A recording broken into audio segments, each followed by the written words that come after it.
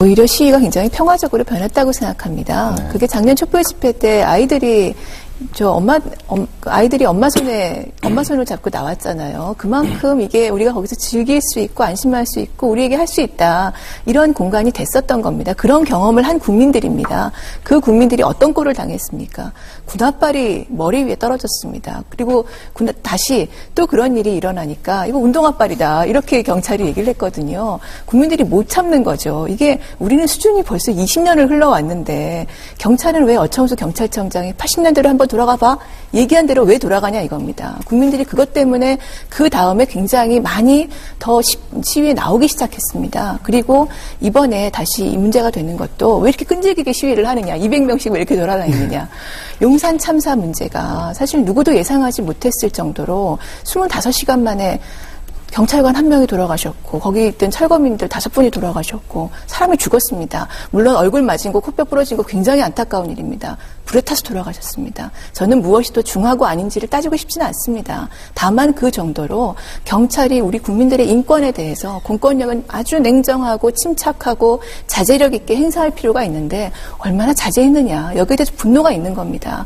그것을 경찰이 스스로 못하면 여당이 자제를 시켜주셔야 되고 정부가 자제를 시켜야죠. 근데 아무도 자제를 안 시키고 경찰이 이렇게 맞는 게 오히려 문제다. 이렇게 계속 부풀리시니까 그렇지 않죠. 이 국민들이 200명이라도 돌아다닐 수밖에 없는 상황이 되는 겁니다. 하나만 더 말씀드리면 이 문제 때문에 야당이 국민들하고 집회를 했습니다. 그런데 야당이 하는 게 거기서 무슨 폭력 시위가 있겠습니까? 정당이 하는 것에. 근데 광화문 거리를 지나가려고 보면 큰 거리를 못 지나가게 해요. 요만큼 가고 3사람, 4사람씩 지나가게 합니다. 지하철 입구를 막습니다. 집에 가려는 사람은 막습니다. 그럼 충돌이 생기죠. 하나씩 둘씩 그렇게 충돌이 생기는 겁니다. 아무리 평화적으로 하려고 해도 자꾸 화를 부추겨요. 제가 보면서 참 딱하더라고요. 왜 이렇게 하지? 이렇게 안 해도 되는데. 네. 네. 사생활 문제는 이게 그냥 사생활의 문제가 아닙니다. 왜냐하면 중요한 언론사 사주고 조선일보 방사장님, 스포츠조선의 방사장님 이렇지 않습니까? 이 두 분께서는 굉장히 중요한 공인입니다. 특히나 이 피해자라고 지금 말씀드리고 있는 분이 연예산업의 아주 약한 고리에 있는 정말 일간신문에 내가 어떻게 나올지, 스포츠신문에 어떻게 나올지 하루하루 마음을 졸일 수밖에 없는 그런 신인 연기자라는 거죠. 아주 어리디 어린 여성입니다. 이 여성의 경우에는 일종의 권력관계에 있을 수밖에 없거든요. 이것은 대단히 중요한 구조적인 문제고 공적인 관심사입니다. 예. 따라서 사생활에 관한 문제라고 해서 그냥 덮어줄 수 있는 문제가 알겠습니다. 아닙니다. 예. 네, 제가 좀 말씀드리고 싶은데요. 이종걸 의원께서 말씀하신 것은 재판단에는 면책특권의 범위 내에 있다고 생각합니다.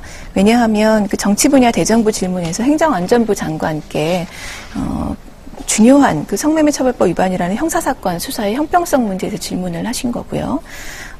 이게 아직 완전히 확인되지 않은 사실이더라도 또는 설사 허위 사실이라고 하더라도 발언의 내용이라든가 근거 또 형태 전후 사정 이런 것을 보면 국회의원의 직무상의 발언으로서 면책특권의 범위 안에 있다고 볼 여지가 많습니다.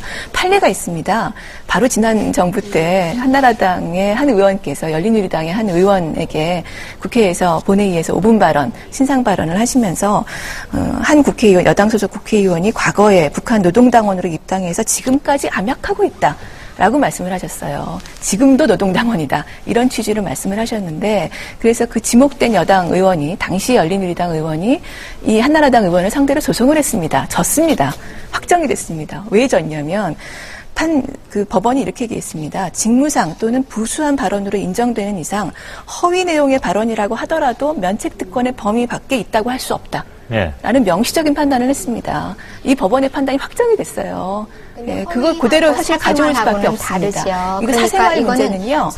의원님 제가 조금 더 말씀드리고 싶은데 사생활 문제는 이게 그냥 사생활의 문제가 아닙니다. 왜냐하면 중요한 언론사 사주고 조선일보 방사장님, 스포츠조선의 방사장님 이렇지 않습니까? 이 두 분께서는 굉장히 중요한 공인입니다. 특히나 이 피해자라고 지금 말씀드리고 있는 분이 연예산업의 아주 약한 고리에 있는 정말 일간신문에 내가 어떻게 나올지, 스포츠신문에 어떻게 나올지 하루하루 마음을 졸일 수밖에 없는 그런 신인 연기자라는 거죠. 아주 어리디 어린 여성입니다.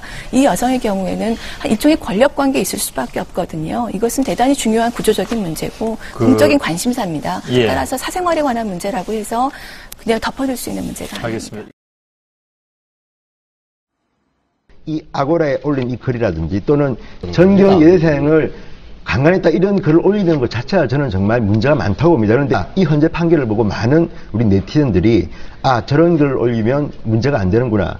사실 이 문제는 우리가 유언비어다 이렇게 얘기가 굉장히 어렵습니다. 왜냐하면 인터넷이라는 공간 자체에 대한 이해가 좀 필요하다고 보는데요. 인터넷이라는 것은 각 개인이 하나의 시민이 네티즌이 굉장히 다양한 의견과 또 사실의 어떤 일부와 또는 여기에 허위가 섞여 있을 수도 있죠. 사실이 아닐 수도 있습니다. 그런 이런 것들이 기본적으로 내가 이 글을 내면 상당히 많은 반응들이 오고 이것이 사실이라는 거 확정되지 않은 상태에서 공개되는 것입니다. 언론이 진실이라는 것을 확인하고 낸다는 그런 책임성 있는 것과는 상당히 다르지요. 일반적인 언론의 어떤 책임 수준과 그 다음에 인터넷에서 시민들이 자유롭게 토론하고 의견을 내고 거기에 대해서 반박을 듣고 또는 비판을 하고 이 과정을 완전히 섞어버리시면 두 개는 상당히 차이가 있을 수 있다 이렇게 봅니다. 18시 40분 전시 상황, 예비군 동원 소집령 선포, 입영 바람 이런 걸들을 하는 것은 사실 의견이라고 보기는 힘듭니다. 이런 상황이 벌어지고 있는 것은 지금 우리나라 대한민국이라는 공동체를 위해서 뭔가 조치는 있어야 될 것 같습니다. 경범죄 처벌법에 처벌 규정이 있습니다. 업무방해가 있습니다. 다른 사람 또는 단체의 업무에 관해서 못된 장난 등으로 이를 방해한 사람, 정말 장난이다 그러면 경범죄 처벌법에 10만 원 이하의 벌금 과료 이렇게 돼 있습니다. 그거 아주 간단한 범죄거든요. 거기다가, 근데 지금 우리는 지금 5년 이하의 징역, 5천만 원 이하의 벌금, 이 문제를 논의하고 있는 겁니다. 국가가 이 정도의 형벌을 경범죄가 아니라, 너 장난쳤어. 이게 아니라, 너 심각한 범죄를 저질렀어. 이렇게 규제할 필요가 있느냐 하는 것이고요. 이 자유가 어떻게 이제 지켜지느냐인데, 다른 나라의 예를 보더라도 이제 이런 아까 말씀드린 사회 안전이나 국방이나 테러나 이런 데 대해서는 이런 허위사실 유포 때는 가중처벌할 수가 있습니다. 외국의 사례들을 좀 더 입체적으로 보실 필요가 있다고 생각하는데요. 그건 우리나라가 국제적인 어떤 인권 기준에 맞춰서 올라갈 필요가 있습니다. 특히 표현의 자유 문제에 관해서는 우리나라가 세계에서 이란과 더불어서 표현의 자유 특별보고관이 두 번째 온 두 개의 국가 중에 하나라는 거 아닙니까? 작년 5월 달에 오셔서 표현의 자유 특별보고관이 처음으로 지적한 문제가 바로 이 전기통신기본법입니다. 이런 문제는 허위라고 할지라도 그것을 허위라는 이유만으로 아예 입을 닫게 하는 것은 표현의 자유를 제한할 수 있고 스스로 위축시키는 것이다. 이런 것을 분명히 인터넷이 발달된 나라이기 때문에 좀 더 크게 지적돼야 된다. 이렇게 지적을 했고요. 캐나다에 저희가 하나의 대법원 판례가 있는데요. 준델 사건이라는 것인데 아주 분명한 허위죠. 2차 대전을 전후해서 유태인 600만 명이 학살당했다는 것은 유태인들의 음모에 의한 신화에 불과하다. 이런 얘기를 누가 했습니다. 근데 이런 사람에 대해서 이 사람이 허위임을 알면서 공익을 손상시킬 수 있는 이야기를 유포하는 사람을 처벌하는 규정이 있었거든요. 캐나다 대법원이 이거 위헌이다. 이렇게 판결을 했습니다. 유엔의 자유권규약위원회는 계속해서 허위사실이라는 것만으로 처벌하는 것은 국제사회에서 이제 없어져야 된다. 계속 국가에 대해서 지적하고 있습니다. 여기에 우리가 좀 맞춰갈 필요가 저는 있다고 생각합니다. 우리가 87년 헌법에서 민주주의의 기본적인 토대를 이제 쌓았습니다. 그 87년 헌법의 가장 중요한 것이 표현의 자유고요. 헌법재판소도 표현의 자유에 대해서는 민주주의의 초석이 되는 자유이기 때문에 우월적 지위에 있다 이렇게 얘기를 합니다. 굉장히 중요하다는 것이죠. 저는 이렇게 이야기하는 헌법재판소가 판단을 내린 근거는 큰 줄기에서는 옳은 방향으로 갈 수 있는 집단적인 힘과 또 일정한 능력이 있다는 것이죠.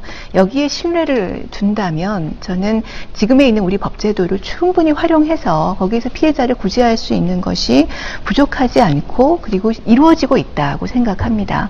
여기에서 인터넷에 대해서 그런 약간의 피해와 지연 말단의 문제를 크게 확대해서 어떻게 규제할 것이냐 이렇게 들어가기 시작하면 여기에는 인터넷 공간에 대한 기본적인 표현의 자유에 대한 존중과 국민에 대한 믿음이 허물어지는 가능성이 상당히 커지고요. 실제로 국민들이 그러니까 느끼고 있는 건 이 정부 들어서서 답답하다, 숨막히다, 말도 못하게 하냐 이거인 거죠. 저는 국민들의 이 느낌에 대해서 우리가 좀 더 깊이 생각해 볼 필요가 있다. 이것이 바로 민주주의를 쌓아가는 첫 걸음이다라고 생각합니다.